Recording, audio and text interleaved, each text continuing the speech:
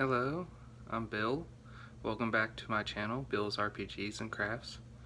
The subject of today's video is going to be travel, and the three things I try to aim for whenever we're traveling from location to location.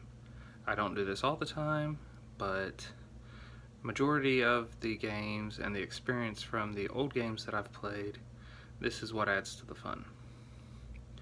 You take your locations that you know of, adventure you've dropped into the setting or whatever, adventure you've created yourself for the map of the setting, and you take their starting town and figure out where they're going, what they're passing through.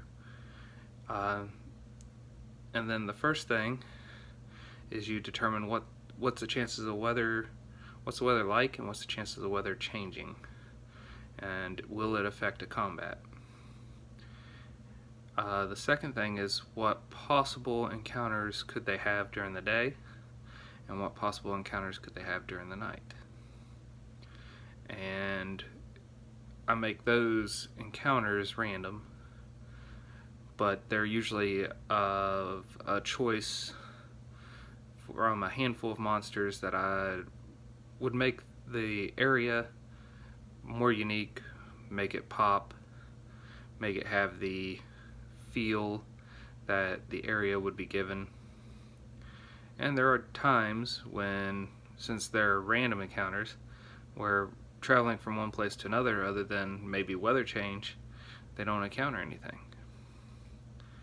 I give them usually a 15% chance per day of travel to have an encounter. So we just roll a d6, and on a 6 there's an encounter. If I want more encounters, I go with a 5 or a 6 on the d6.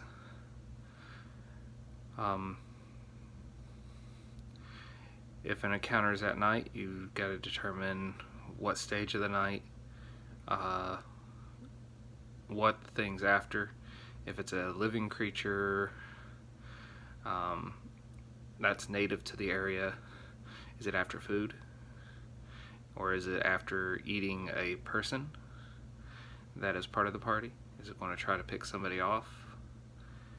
Is it going to just try to cause a commotion while its buddies grab a bag of food and run out? Not all encounters need to be lethal. You can have an encounter where they just see a creature.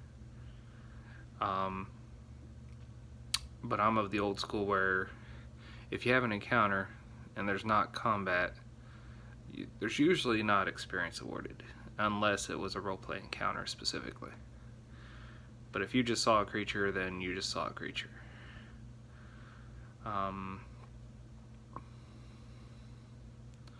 So from there, I'd take all those and I'd roll them into something. An example would be they're starting in a farming village and they're traveling through a dark forest to, say, a dwarven mine up in the mountains about 4 days away. Time of year is fall, weather is mild, and there's a chance that the weather will change en route, and when it changes it'll snow. And I'd roll a d10 for each day, and on a 10 that's when the weather would change. So there's a chance the weather doesn't change, but if it does change, that'll affect visibility, that'll affect their food supply and everything else if it slows down their travel. So keeping track of what they're carrying with them, how they're eating, water and whatnot, becomes essential in low level play. In higher level play, as long as the guy spends the appropriate spell slot for the right spell, then it's usually okay. You don't need to worry about that. And then from there I would go, okay, well, it's dark forest. What can be encountered in dark forest? Well, if the local farmer's hunting there, game can be encountered. So deer, rabbits, squirrels. But if there's something mysterious about the forest to make it pop, I would go, you can encounter giant bugs, spiders. There could be a pack of wild dogs or wolves hunting in there, and I would use those as possible random encounters. And we would roll each day and see if they had anything. And then each night we would roll one more time, see if there was anything during the night. And then when they made it to the mine, well, they made it to the mine. That was their destination. Now they have a dungeon to explore. And this is how I would handle traveling in most RPGs. And I don't do it all the time, but I do it most of the time. And that's the thing. There's no 100% right answer for anything that you're trying to do in RPGs. You should always be flexible and do what feels right for the time.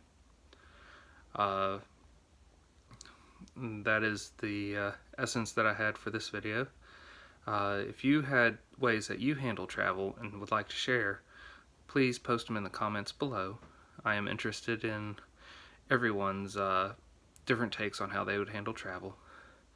If you're not already subscribed, please subscribe. Hit the bell notification and get notified when I upload videos on Sunday. And let's have fun gaming.